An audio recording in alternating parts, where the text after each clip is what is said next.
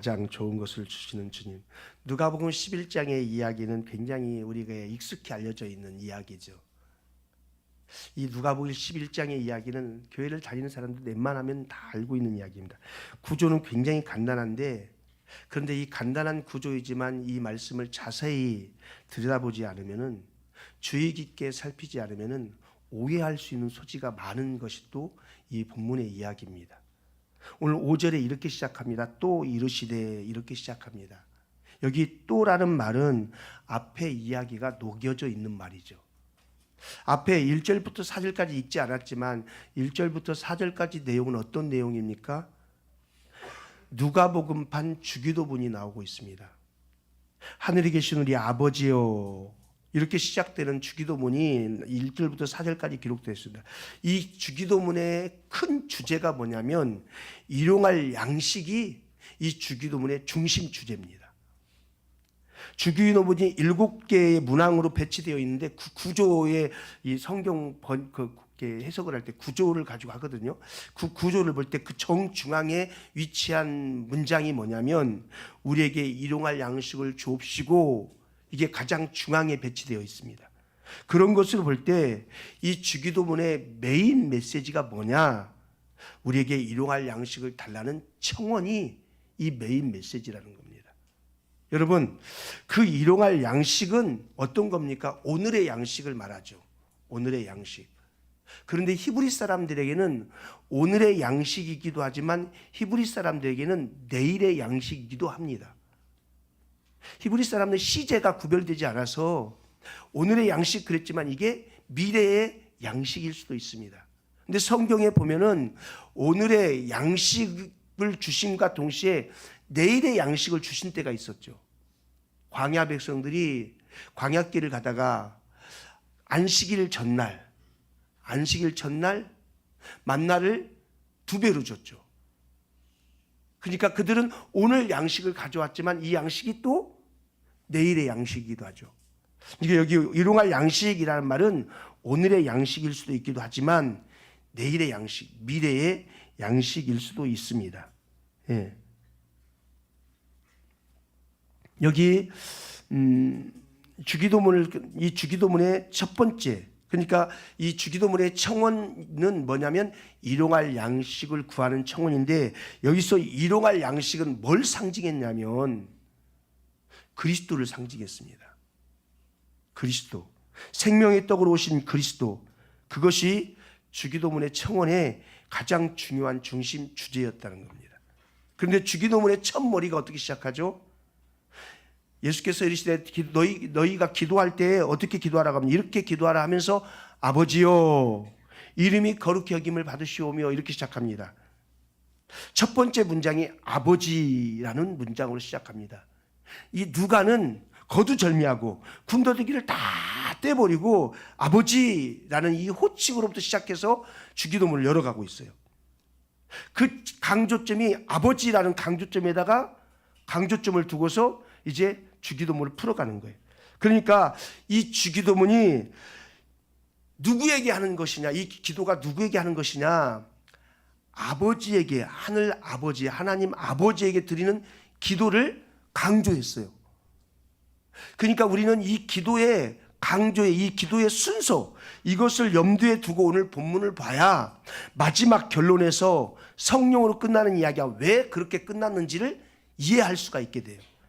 오늘 5절 보십시오. 5절에 이르시되 너희 중에 누가 벗이 있는데 밤중에 그에게 가서 말하기를 벗이요 떡 3덩이를 내게 구워달라. 여기 벗이 등장합니다. 이 벗은 밤중에 찾아온 벗, 그 벗 이야기를 하는 게 아닙니다. 밤중에 찾아온 벗이 아니고 같은 동네에 살고 있는 친구를 말하는 겁니다. 같은 동네에 살고 있는 그 친구에게 찾아가서 밤중에 자기 집에 찾아온 친구 이야기를 하면서 떡을 구워달라고 말하는 겁니다. 한 동네에 친구가 살고 있었어요. 그런데 그 친구에게 한밤중에 가서 떡을 요청하는 겁니다. 왜 요청했을까요? 6절에 보니까 그렇게 말합니다. 내 벗이 여행 중에 내게 왔으나 내가 먹일 것이 없노라. 여행 중에 친구가 한밤중에 찾아왔다는 겁니다. 그런데 집에 먹을 것이 없어서 동네 친구 그 집에 가서 먹을 것을 지금 요청하는 이야기입니다. 그랬더니 그 집 안에 있던 친구가 이런 식으로 대답을 했다는 거죠. 자, 7절, 8절 함께 있습니다. 시작. 그가 안에서 대답하여 이르되 나를 괴롭게 하지 말라. 문이 이미 닫혔고 아이들이 나와 함께 침실에 누웠으니 일어나 내게 줄 수 없노라 하겠느냐. 안에 있는 친구가 떡 좀 구워줘. 그랬더니 안에 있는 친구가 야, 내가 지금 침실에 누웠어. 우리 애들이 자고 있어. 그러니까 너한테 줄 수 없어. 이렇게 말할 수 없다라는 얘기입니다. 이렇게 말할 수 없다. 이게 여기까지가 일단락입니다. 자, 이제 5절부터 좀 자세히 볼게요. 너희 중에 누가 벗이 있는데 밤중에 그에게 가서 말하기를 벗이여 떡 세 덩이를 내게 구워달라. 지금 이 시간엔 언제 일어난 사건입니까? 언제, 배경이 언제입니까? 한밤중입니다. 한밤중. 왜 밤중에 돌아다니고 그래 다들? 자야지. 그죠? 밤에는 자야지. 왜 돌아다니고 난리야? 왜 야식을 즐겨 먹지? 근데 여러분이 이 팔레스타인 문화를 보면은 워낙 날씨가 덥기 때문에 이들은 농사를 짓는 사람들 빼놓고는 여행객이나 베두인이나 이런 사람들은 보통 밤에 이동을 했습니다. 밤에 산선할 때 이동을 하다 보니까 밤에 이동하다가 마을에 방문하게 되고 마을에 집에 들어가게 되는 거죠. 그것을 생각하는 겁니다. 예. 그래서 심심치 않게 이런 밤밤중에 친구들이, 손님이 찾아오는 이런 일들이 있었습니다. 그래서 밤에 남의 집을 방문하는 것이 이들 문화 속에서는 흔히 있었던 일입니다. 너희 중에 누가 벗이 있는데 밤중에 그에게 가서 말하기를 벗이요 떡 몇 덩이를 달라고 합니까? 떡 세 덩이를 달라고 말합니다. 우리는 떡 세 덩이 그러니까 떡이 그냥 작은 거 주먹밥 이 정도로 생각하는데 사실 이 떡 세 덩이는 작은 게 아닙니다. 엄청난 떡, 이게 화덕에 피자처럼 구워낸 떡이거든. 떡이라고 해야 됩니까? 빵이라고 해야 됩니까? 아무튼 그런 거거든요. 우리 피자가 라지 사이즈가 보통 우리가 흔히 먹는 일반 도미노, 피자헛, 배고파라. 여기 먹는 라지 피자가 이 지름이 33cm랍니다. 33cm. 그런데 여기 이들이 굽는 이 떡은 지름이 60cm가 넘습니다. 그러니까 일반 피자보다 2배나 큰 거예요. 그 2배나 큰 피자가 먹고 싶습니다. 그 큰 떡을 한 덩이도 아니고 세 덩이를 달라요. 이 염치가 없어도 너무 없는 거 아니에요? 그것도 한밤중에 와서. 예? 너무 과도한, 성인이 먹기에도 너무 한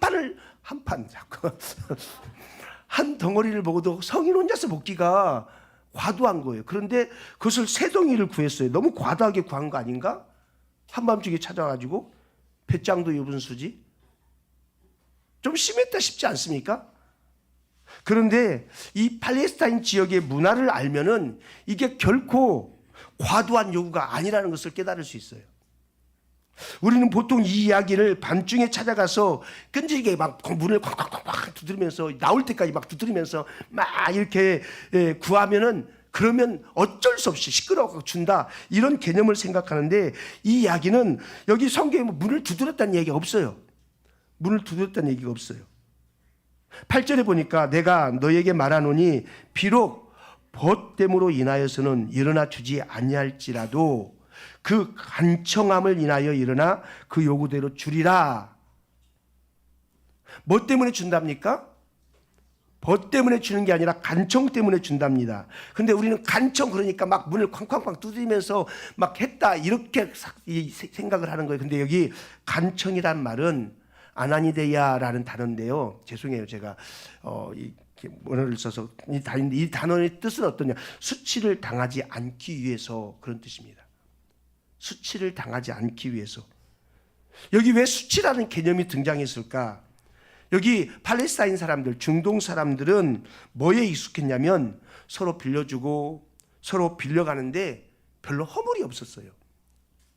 빌려주고 빌리는 것이 우리는 빌리려고 하면 창피하고 빌려주려고 하면 왠지 꺼림칙하고 우리는 그러지 않습니까? 그런데 이 중동 문화권 특별히 이스라엘 팔레스타인 문화권에서는 빌려주고 빌려오는 것이 그렇게 어색한 모습이 아니었어요. 허물이 있는 모습이 아니었어요. 여러분 이스라엘 백성들 유대인들은 어떤 개념이 있습니까? 청지기 개념이 강력했습니다. 하나님께서 자기에게 잠깐 맡겨놓은 것으로 여겼습니다. 그래서 희년에는 다 되돌려주죠. 그죠? 안식년에도 그렇고요. 돌려주는 일들이 일어나죠. 회복시키는 일들이 일어나죠. 그러다 보니까 지금 가지고 있는 것이 내가 가지고 있지만 언제든지 돌려줄 수 있는 것이 되는 거예요. 그러다 보니까 빌려주고 이게 굉장히 익숙해져 있어요. 네 것이 내 것이고 내 것이 네 것이고. 그래서 초대교회의 공동체에 서로 떡을 떼고 이게 가능했었던 이유가 그들은 그런 개념을 가지고 있었기 때문에 그래요. 자기 소유를 팔아서 공동체에 같이 나눠 쓰고 이게 내게 아니라 하나님 것이라는 개념이 그들에게 있었기 때문에 그래요. 그래서 어떤 관계가 성립이 가능하냐면 누가 찾아오면 그 사람은 반드시 대접을 해야 돼요. 대접을 안 하면 나의 수치뿐만 아니라 그것은 그 마을의 수치, 공동체의 수치가 되는 거예요. 우리 집에 직접 찾아온 손님이 아닐지라도 오늘 본문에도 그렇죠. 자기 집에 직접 찾아온 손님이 아니고 친구네 집에 찾아왔어요. 그런데도 불구하고 떡이 필요해서 친구가 찾아왔을 때는 그 친구의 친구를 위해서 떡을 반드시 대접해야 됐어요. 이게 그들의 문화였어요. 그리고 대접을 받는 입장에서도 태도가 중요했어요. 뭐냐면 고맙고 미안하고 죄송하고 이런 개념이 아니에요. 당연한 거예요. 한밤중에 떡 좀 줘 해서 대접받는 게 당연한 문화였어요. 우리는 굶어버리잖아요. 그런데 그 문화에서는 가서 나 떡 없다, 떡 좀 주라. 이게 당연해요. 자, 예수님께서 왜 이 비유를 꺼내놓고 이렇게 말씀하실까? 아주 중요한 의도가 있어요. 자, 9절부터 10절 봅시다. 시작. 내가 또 너희에게 이르노니 구하라 그러면 너희에게 주실 것이요 찾으라 그러면 찾아낼 것이요 문을 두드리라 그러면 너희에게 열릴 것이니 구하는 이마다 받을 것이요 찾는 이가 찾아낼 것이요 두드리는 이에게 열릴 것이니라. 오늘 본문의 이야기는 주 기도문으로 시작해서 그 첫머리가 아버지요 그렇게 시작했어요. 아버지가 아들을 향한 정서는 어떤 거였겠습니까? 아버지가 아들을 향한 정서는 무조건적 개념이 있습니다. 우리 안성미 집사님, 권사님이 T잖아요, T. 저한테 목사님 떡 안 하셨잖아요. 뭔 말인가 했더니 우리 손주 난데 떡 안 했다는 거예요. 알고 보니까 안 했더라고요. 저도 정신없이 지나가고 깜빡했어요. 우리 아내는 더 T예요. 뭐라고 하는지 아세요? 지들 교회에서 해야지. 참 저렇게 T예요. 아무튼 제가 우리 손주를 봤지 않습니까? 손주를 보니까는 손주를 향해서 이 할아버지의 마음 무조건적이에요. 자녀와 아버지와의 관계는 건강한 정서라면 어떤 정서냐? 자녀를 향해서 무조건적이에요. 마치 팔레스타인 사람들의 문화의 한편의 의식처럼 당연히 달라 그러면은 당연히 대접해야 되는 의무가 있는 것, 이게 그 사람들의 문화였어요. 그래서 만약에 그거를 대접하지 못하면 그 마을의 수치가 됐어요. 그래서 누구든지 일어나서 한밤중이라도 아이가 잠들었다, 문이 잠겼다, 우리 침대에 누웠다, 이런 핑계가 있을 수가 없었어요. 그게 당연시되는 문화였어요. 줘야 되는 당연시되는 문화. 그러니까 여기 손님 대접이 얼마나 중요한 문제인가를 우리가 좀 이해하고 오늘 본문을 들여다보면 왜 주님이 이 이야기를 하셨을까? 이것을 우리가 발견할 수 있어요. 왜 주님께서 이 이야기를 여기다 설정해 놓고 주기도문을 말하면서 이 이야기를 설정해 놓고 우리에게 말씀하시는 걸까? 만약에 손님을 대접하지 않으면 뭐라고요? 수치스러운 일이었어요. 그것이 아나니데이아라는 간청이라는 단어였어요. 뻔뻔스러움, 그런 뻔뻔스럽게 구하는 그런 어떤 것이 간청이죠. 그럼 한번 생각해 보세요. 금방 이해가 될 거예요. 여러분이 누군가에게 가서 정말 뻔뻔스럽게 요구할 수 있는 관계는 누굽니까? 뻔뻔스럽게 가서 구할 수 있는 관계 누구입니까? 시아가 할아버지한테 가는 겁니다. 시아가 이성구 할아버지한테 가서 할아버지 나 저거 먹고 싶어, 저거 좀 사줘. 아주 뻔뻔스럽게. 네가 언제 나한테 맡겨놨냐? 그렇게 말하지 못하게. 자식이 엄마한테 엄마 나 돈 좀 줘. 야 네가 나한테 돈 뭐 맡겨놨냐? 그냥 돈 좀 줘. 자녀는 당연스럽게 부모에게 가서 돈을 요구해요. 뭘 달라고 요구해요? 아주 뻔뻔스럽게 요구해요. 이게 부모와 자식 간의 관계입니다. 그게 왜 가능하냐? 아버지와 아들 관계니까. 아버지와 부모와 자식 관계니까. 엄마와 딸 관계니까. 그게 가능한 거예요. 지금 예수님이 그 얘기를 하는 겁니다. 요구할 수 있는 당연한 관계가 우리와 하나님과의 관계라는 겁니다. 우리가 하나님께 가서 뭔가 요구하는 것을 이런 거 구해도 되나? 막 뻔뻔스럽게 내 아버지니까 당연하게 이것도 말할 수 있고 저것도 말할 수 있고. 여러분 정상적인 건강한 부모라면요 자식이 달라 할 때 더 줬으면 더 줬지 안 주려고 하지 않아요. 근데 때로는 자식이 기대했던 대로 안 되는 경우가 있죠.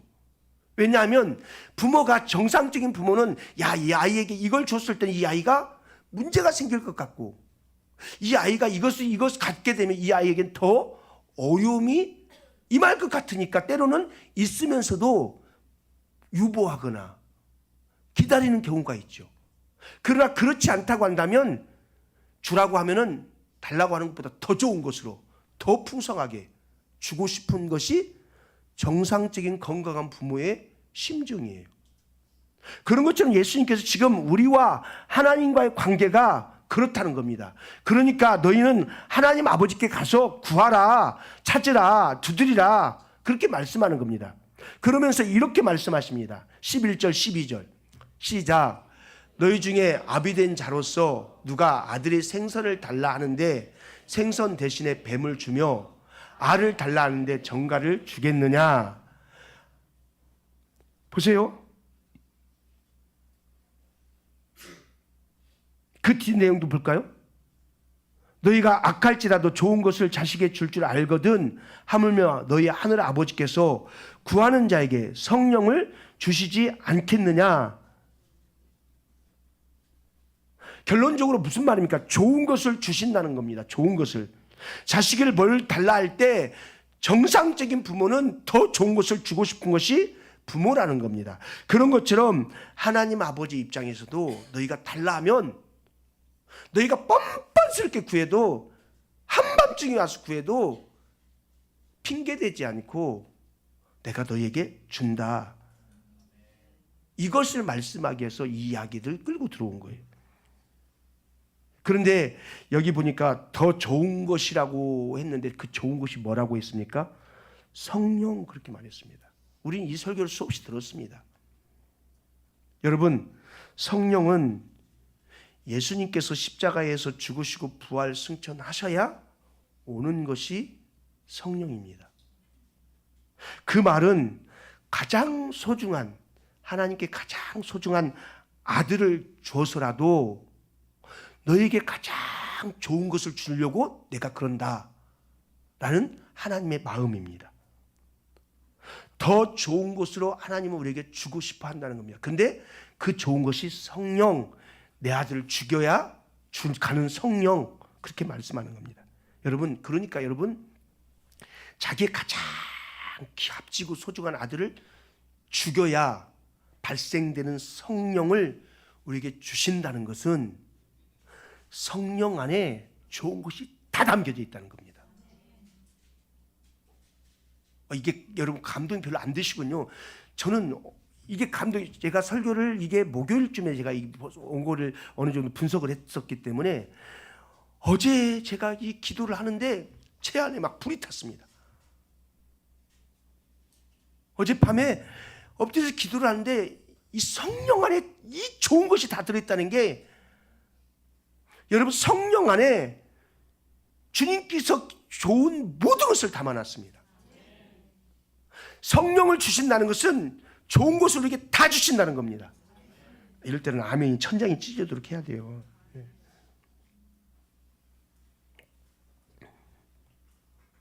그래서 우리가 성령을 구하는 거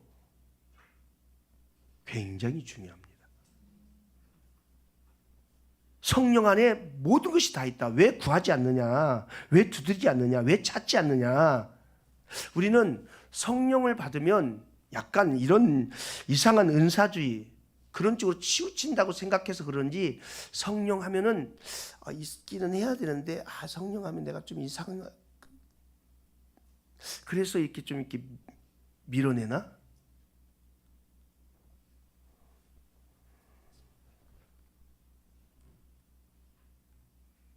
성령 안에 우리가 누릴 수 있는 부유함, 풍성함이 가득가득 담겨져 있습니다. 그러니까 여러분, 그리스도인으로 살아가면서, 예수를 믿는 자로 살아가면서 이 성령님을 누리지 못하면 좋은 것을 못 누리고 있다는 겁니다. 이 성령님의 인도함을 받는다는 것은 가장 좋은 것을 누리는 비결입니다. 금요일 날 어떤 분이 서재 씨를 찾아왔어요. 찾아와서 말씀을 듣는데 성령님께서 자꾸 자기는 예수 믿은 지 얼마 안 된다는 거예요. 근데 이제 예수를 믿고 봐보니까는 이게 대충 믿어서 되는 게 아니라는 걸 깨달았대요. 그래서 말씀을 들으면 그 말씀이 자기 안에 막 부딪혀지는데, 이게 내 생각인지, 이분이 그 표현이 내 생각인지 모르겠지만 마음이 너무 불편하더래요. 그걸 무시하고 지나가고 나면은 너무 불편하고 뿐만 아니라 자기의 삶에 이상하게 문제들이 일어난다는 거예요. 근데 이 말씀을 듣다가, 우리 교회 와서 예배를 드리는 말씀을 듣다가 요한이 얘기 기도 제목을 내는 것을 들은 거예요. 요한이 기도 제목을. 그 얘기를 듣다가는 그 아이 어떤 아이지? 그러면서 그 아이 병원비 조금이라도 보탰으면 좋겠다 싶어서 봉투를 들고 왔어요. 봉투를 들고 와서 아이 치료비에 좀 보탰으면 좋겠습니다. 얼마 안 됩니다 하면서 저한테 이렇게 놓고 가요. 그러면서 그분이 자기가 성령께서 자기가 감동 준 것을 해버려야 마음이 그렇게 평안하대요. 딱 저한테 봉투 이게 내놓으면서 이제 제가 이제 오늘 또 이렇게 발 뻗고 잘 것 같다고, 자기 마음이 평안하다고, 자기가 고민을 했다는 거예요. 우리 저기 더설기행 가서 목사님 여기 사시는 줄 알았대요. 목사님 여기 안 사신다고 해서 왔더라고요. 여러분, 성령님을 누리는 자가 정말 좋은 것을 누립니다.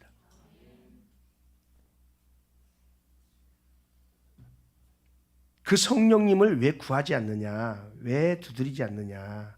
왜 찾지 않느냐? 성령님 안에 아버지께서 준비하신 가장 좋은 것들이 예비해 있는 줄 여러분 믿을 수 있기를 축복합니다. 우리 이성국 장로님, 풍성케 누리는 은혜 주셔서 감사합니다 라는 표현을 했는데, 여러분 기대가 되세요? 그렇다면 우리는 이미 허락한 그 은혜를 누리기 위해서 뭐 하라는 얘기입니까? 하늘에 계신 우리 아버지요, 아버지요, 먼저 시작했어요. 아버지께 구하라는 거예요. 아버지께 구하라. 마치 팔레스타인의 어느 마을에 한밤중에 찾아온 그 친구처럼 우리가 현대를 살아가는 시선과 상식선에는 미안함이 있습니다. 염치가 없습니다. 그래서 그 친구 집에 찾아갔다가도 배를 누를까 말까 누를까 말까. 야, 이거 눌러야 되나? 야, 지금 시계가 지금 이게 11시가 넘었는데 이거 눌러야 되나? 그러지 말라는 겁니다. 그러지 말라는 거예요. 그러지 말고 밤이나 낮이나 아무 때나 가장 좋은 것을 준비하신 아버지께 어떻게 하라? 구하라. 구하라. 7절 보세요. 그가 안에서 대답하여 이르되 나를 괴롭게 하지 말라. 문이 이미 닫혔고 아이들이 나와 함께 침실에 누웠으니 일어나 내게 줄 수가 없노라 하겠느냐? 이 말은 반어법이죠. 이스라엘 사람들의 문화 개념상 이건 핑계가 안 된다. 핑계거리가 안 된다라는 그 말입니다. 그러니까 하나님의 입장에서 하나님의 가장 존중된 가치가 명예스러움이거든요. 하나님의 이름, 이 명예스러움이거든요. 하나님은 수치를 당하시는 분은 아니세요. 그런데 당신에게 구했는데 구했던 그것이 이루어지지 않아서 당신의 이름이 수치되는 것을 이 팔레스타인 사람들이 구했을 때 동네 수치가 되는 것을 그렇게 수치스럽게 여기는 것처럼 하나님께서 그렇게 수치스럽게 여길 수 있는 분이시라는 겁니다. 하나님의 이름은 가장 귀한 건데 그 이름에 먹칠한 일을 하지 않을 거다. 그렇게 말씀하는 겁니다. 이스라엘 모든 사람들이, 사회 속에 있는 모든 사람들이 수치를 당하는 것이 죽을 만큼 싫어가지고 열일 제껴놓고 누가 또 도움을 청하면 도와줘 버리는 것이 그들의 문화지 않냐. 하늘에 계신 아버지도 그보다 더하신 분이다. 그 이야기를 하고 있는 겁니다. 만약에 이스라엘 사람들이 팔레스타인의 그 친구 집에 떡을 달라고 했는데 그 집에 떡이 없었다. 떡이 없다면 그 집 안에 있는 사람이 야 미안하다 야. 너가 떡 구하러 왔는데 우리 집에 떡이 없다. 어떡하냐 미안하다. 그러니까 저 장모님 집에 가봐라. 장모님 집 가봐라. 이렇게 말할 수도 없습니다. 만약에 그 친구가 떡을 달라고 하는 자기 집에 떡이 없다면은 그러면은 옆집에 가봐라 그렇게 말하는 게 아니고 자기가 나와서 그 옆집에 자기가 가서 옆집에 떡을 빌려서 구워서 주는 게 그들의 문화였습니다. 그러니까 어떤 모습으로든 거절이 있을 수가 없는 거예요. 무조건 해줘야 되는 거예요. 그리고 이 당시에 이 팔레스타인 지역에서는 떡을 굽는 게 마을의 한 중간에 마을이 있었어요. 화덕이. 그래서 마을 사람들이 와서 자기 거 가져와서 굽는 거예요. 구우면 그 화덕구이 우리나라는 우물 옆이잖아요. 샘물 옆에 거기에서 정보 교환이 다 되잖아요. 아 누구네 집에 무슨 아들 여우인다며 누구네 집 누구 생일이라며 다 하는 거예요. 빨래터에서 우물가에서 그런 것처럼 이스라엘 백성들이 그 화덕구이 그 주변에서 정보 공유가 다 되는 거예요. 그러니까는 떡이 지금 어제 그 집에 떡 서말했어. 장모님 집에서 어제 떡 5말 했어. 목사님네는 떡 한 지가 한 10일은 지났어. 떡 다 떨어졌어. 다 하는 거예요. 그래서 찾아가서 그 떡을 구해서 공급하게 되어 있는 거예요. 그러니까 자기 집에 찾아온 손님은 자기 집에 찾아온 손님일 정도가 아니라 공동체, 마을의 손님이 될 수 있는 거죠. 여러분, 우리 신앙인들은요, 나그네 대접 잘하면 복돼요. 나그네 대접을 어떻게 하느냐에 따라서 복이 되기도 하고 화가 되기도 해요. 하나님 아버지 입장에서 오죽했으면 이런 말을 했겠어요. 가난한 자를 도와주는 것은 하나님이 우리에게 꾸이는 거래요. 나그네를 도와주는 것은 하나님께 우리가 구워주는 행위가 된대요. 그래서 제가 오늘 하나님께 구워주는 인생 그렇게 제목을 잡았던 게 그 이유였어요. 여러분, 하나님이 우리에게 꾸는데 그분이 우리에게 물리적으로 계산을 하더라도 그 갚아주지 않겠어요? 반드시 갚아주세요. 성령 안에 가장 좋은 것이 다 들어있어요. 그래서 우리에게 성령을 주신대요. 성령을. 우리가 아버지께 찾고 구하고 두드리기만 하면 항상 하나님의 자녀들을 위해서 아버지가 우리가 구하는 것보다 그 이상으로 가장 좋은 것으로 주시겠다 약속한 것이 오늘 본문의 이야기입니다. 하물며 성령을 주시지 아니하겠느냐. 그래서 성령님이 오시면 우리 인생 가운데 성령님이 오시면은 우리 인생이 어떻게 하십니까? 우리 인생을 삐뚤어지지 않게 가도록 자꾸 가이드하시는 거예요. 우리 인생이 내 욕심대로 살지 않도록 자꾸 가이드하시는 거예요. 우리 인생이 선한 길로 가도록 자꾸 가이드하시는 거예요.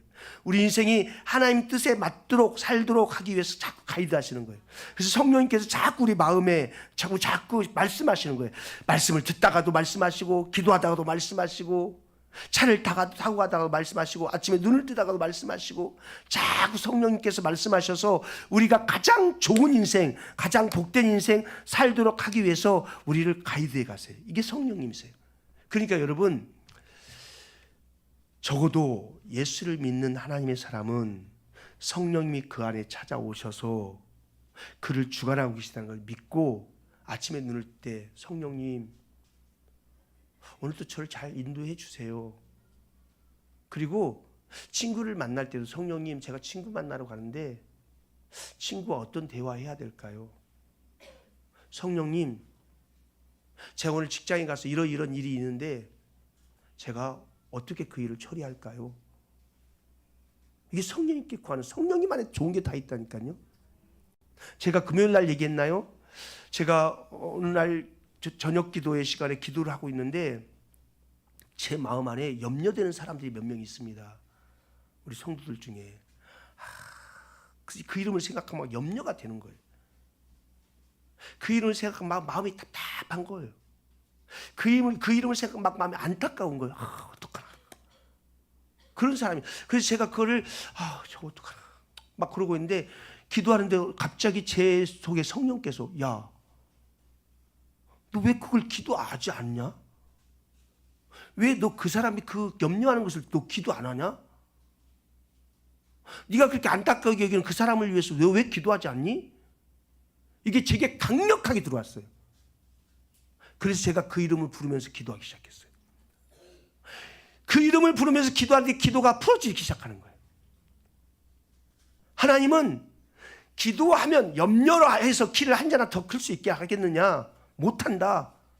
기도해라, 기도해라. 성령 안에 모든 것이 다 있으니까, 더 좋은 것이 있으니까 기도해라, 기도해라. 구하라, 찾으라, 두드리라. 그렇게 말씀하는 겁니다. 그러니까 여러분, 제가 신방을 갈 때 하나님 이성철 장로님의 신방을 하나님 이성철 장로님의 신방을 갑니다. 이 가정에 가서 내가 어떤 말을 해야 될까요? 하나님 이 가정에 가서 제가 어떤 말씀을 나누고 어떻게 내가 이 대화를 하면서 해야 될까요? 물으면서 그 말씀들을 붙잡는 거예요. 그리고 이 가정에 주시는 하나님의 마음이 이런 마음이구나 라고 마음을 붙잡고 가는 거예요. 저는 사람들을 만날 때도 그래요. 하나님 이 친구를 만날 건데, 이 상담자를 만날 건데 제가 이 상담자와 어떤 대화를 해야 됩니까? 이 상담의 깊이를 내가 어디까지 가야 되겠습니까? 이 사람과 대화를 내가 어느 선까지 해야 되겠습니까? 끝까지 다 갈까요? 아니면 여기까지만 들을까요? 그리고 대화를 하는 중에도 성령님 이 사람이 이렇게 얘기하는데 내가 어떻게 대답을 해야 됩니까? 묻는 거예요. 그러면 주님은 기가 막히게 일하세요. 그러니까 여러분, 가장 좋은 것을 주시는 이 주님께 구하십시오. 그러면 너에게 가장 좋은 성령을 주시지 않겠느냐. 이 말은 내 아들까지 줬는데 뭔들 못 주겠냐, 그 말입니다. 성령님 안에 좋은 것이 가득합니다. 좋은 것을 주시는 주님이십니다. 이 주님 앞에서 믿음으로 우리의 길을 걸을 수 있길 주님의 이름으로 축복합니다. 고마우신 주님 감사합니다.